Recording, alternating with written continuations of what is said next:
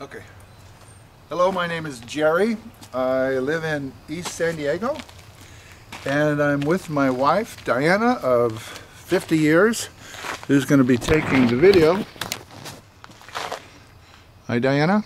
Hi, Jerry. So take this, and I'm going to show you the problem that everyone has with a fence in time.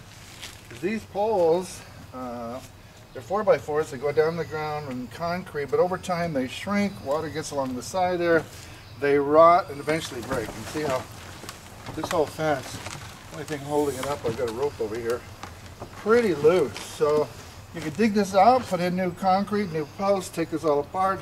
It's going to take you a good, probably the whole weekend, maybe longer. It's going to cost you a fair amount of money. But I'm going to show you how to do this for about $7.50.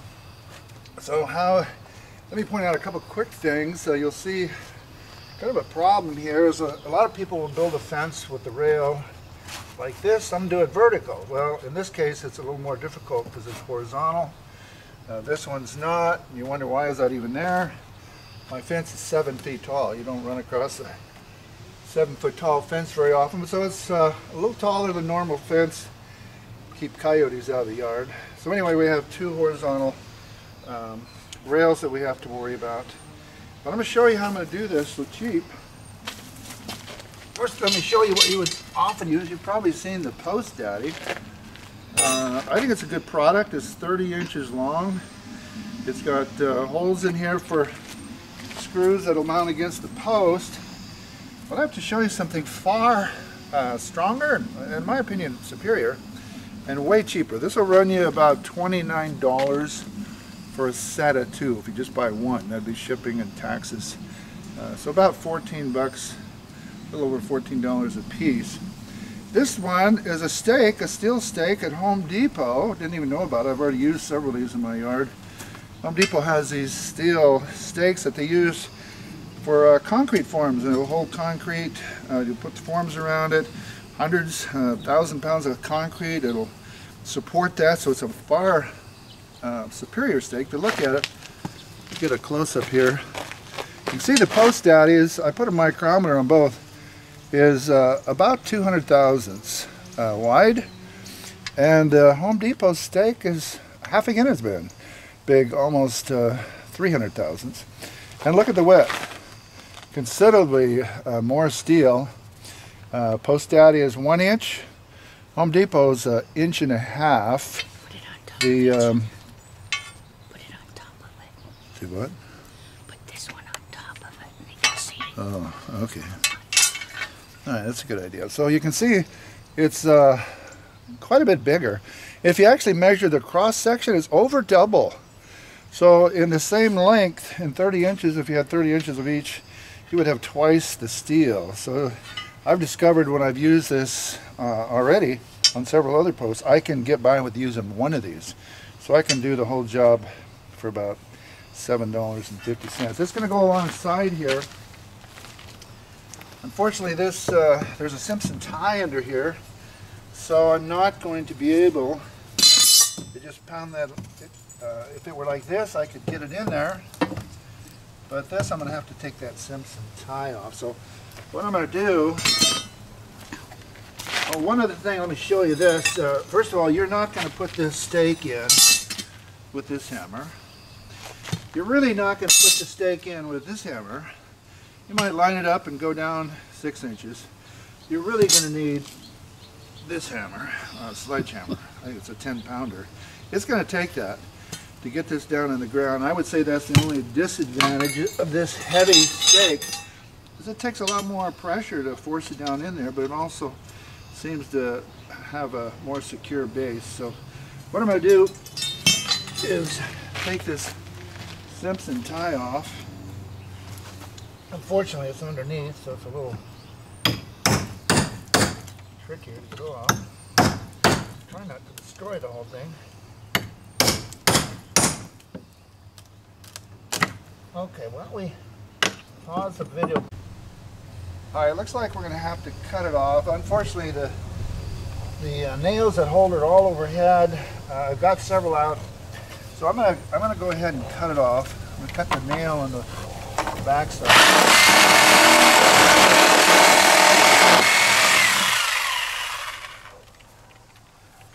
Cut a piece off here, which will take the Simpson tile.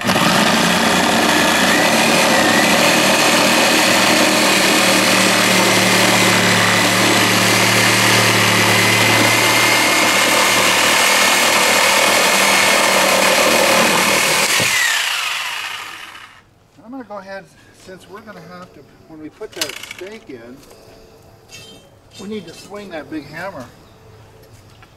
And this is going to be in the way. So I'm going to cut a piece of that off as well. You know, maybe initially I'm going to try it with that. We'll leave it on there for temporarily. Now I can use this hammer.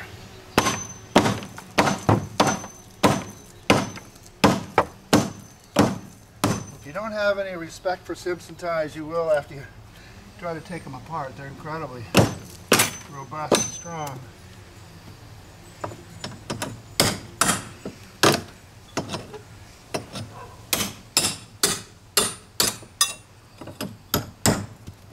Okay, we got that off.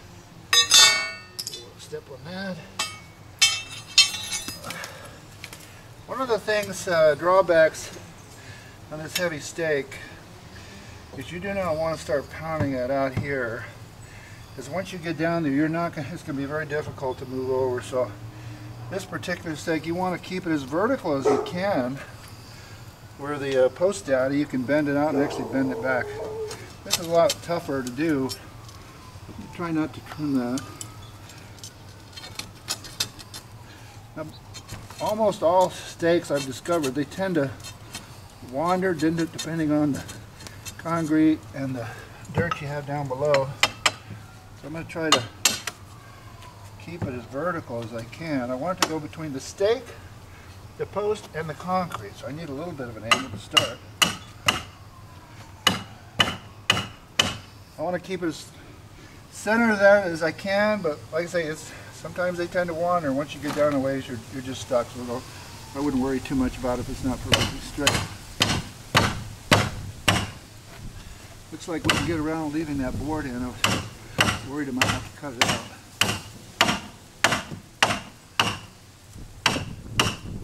And actually, it's wanting, you can see, look at that. It's wanting to move. I'm going to try one more time. Okay, pause for a moment here. Okay. It's probably good that we see some of the problems that can arise. Like I said, these things tend to wander. So how do you get the post out? You could use a C-clamp. I've discovered that this will work hard on the vice grip.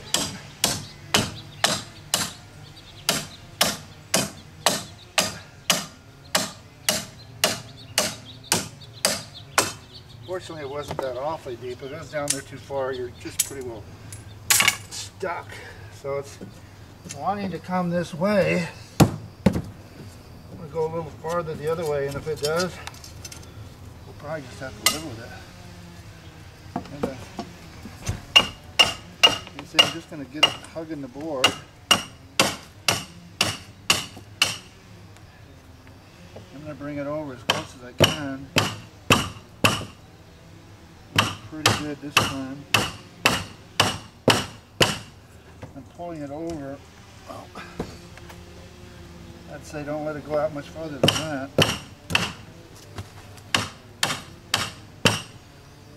See, it's still wandering this way. I don't think there's a lot we can do.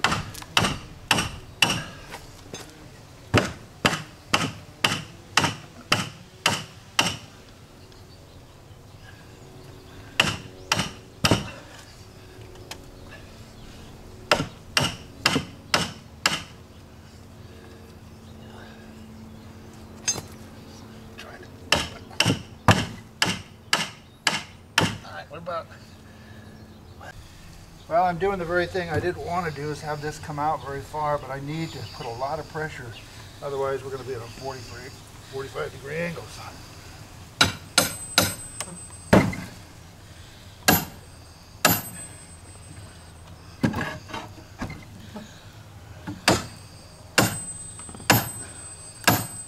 Okay, I'm going to stop the video and I'm going to have my wife come hold this like that while I pound it down into position. So we'll take a pause here. Well, I was able to get it pretty straight, and I've left it out a little over 12 inches. I really wouldn't go any less. I think the post buddy's only 9 inches. So you need about 12 inches. The problem with whether to use this system or this is if that post is rotted really bad, maybe for 12 inches or longer, you're not going to have a real solid. I noticed this one as I got down deeper was fairly soft. So I think the initial couple feet was, or a foot and a half or so, was pretty good. But the fact that the ground down below was soft and I could probably pound that all the way level with the ground. It's not going to be as strong as I'd like, but it's going to be considerably stronger than what it was. Okay, I'm going to pause just a second. Okay. So once the stake is all the way down, it actually had come out maybe 3 inches, and it's so there's a lot of stress on there. So what I'd do is take this hammer and hit it fairly low, and that'll help straighten that a little bit, so there won't be quite so much pressure on it. And the other thing is I would go ahead and level this post. Well, not level, I guess you'd call it plumb, but you want to make it vertical. But because the fence is tending to lean this direction, all the rails are on this side, it's going to want to, as soon as we release all the tension, it's going to want to go that way. So I would strongly suggest you actually bring it this way, perhaps an inch at the top. Even a little more is not going to hurt. Over time it's going to want to go that way. So let's start right off the bat. And you'll see about how far with the level that is. You can see the bubble. All right, let's call it plumb. You can see the bubble is not level. That once the fence starts to go that direction, which is probably about an inch up here at the top, it'll be vertical. So initially I want to have it actually this direction. The weight of the fence is going to pull it that way, and it'll straighten up in a short time. So mount something like this 2x4. You could use a rope, most anything. And then I'm going to take these nails, or screws rather. I would recommend using a screw like this with a star head. Even a square head, a Phillips head is just going to round off. Even these will round off. So let's start at the top here. I'll put these are 3-inch number 10.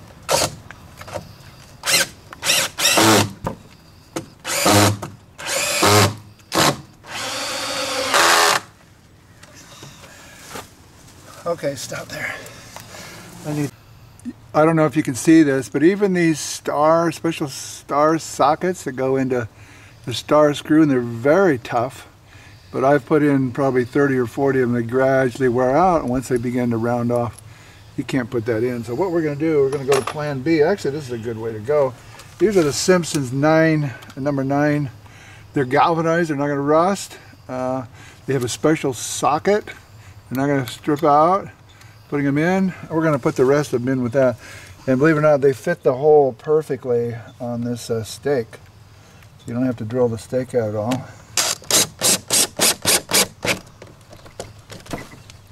Turn this down a little.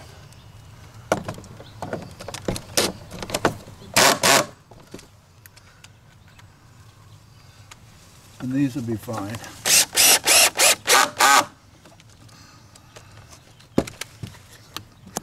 There.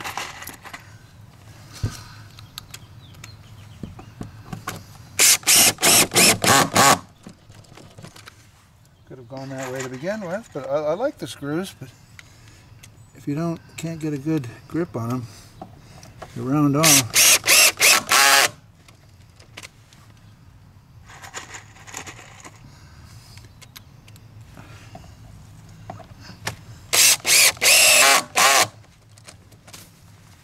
And I have to tell you, the thing about the Post Daddy is that the screws are not only, they're really close together, and you can tend to, with so many in a row, I really think you could split the 4x4, and they're better off being a little farther apart. So I prefer the Home Depot. 593 version. Let's get one more down here. I think, compared to that, there we are, way down there. So we've got 2, 3, 4, 5, 6, 7. Let's take that post off, see what it feels like. Okay, pause. Okay, I put a 2x4, about a 2-footer here. Brought the big guns out. Tired of screws. I've got about 10 of them in there. We got a Simpson tie on the end. This is what's going to hold this rail to that post, since we had to cut that off. So I'm going to go this direction. These are incredibly strong. Simpson ties, I really like them. I'd make sure you use a number 9. It's a little smaller diameter. Won't split the wood.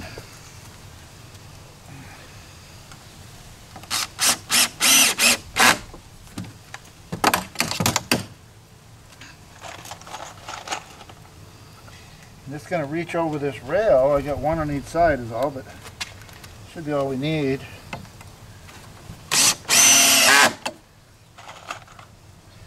I'll go ahead and put 4 on this one. I love these square sockets. You just never strip one of these. And they're galvanized.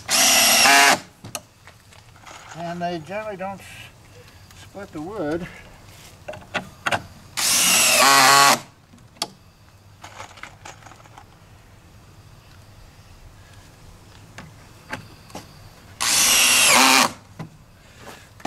Okay.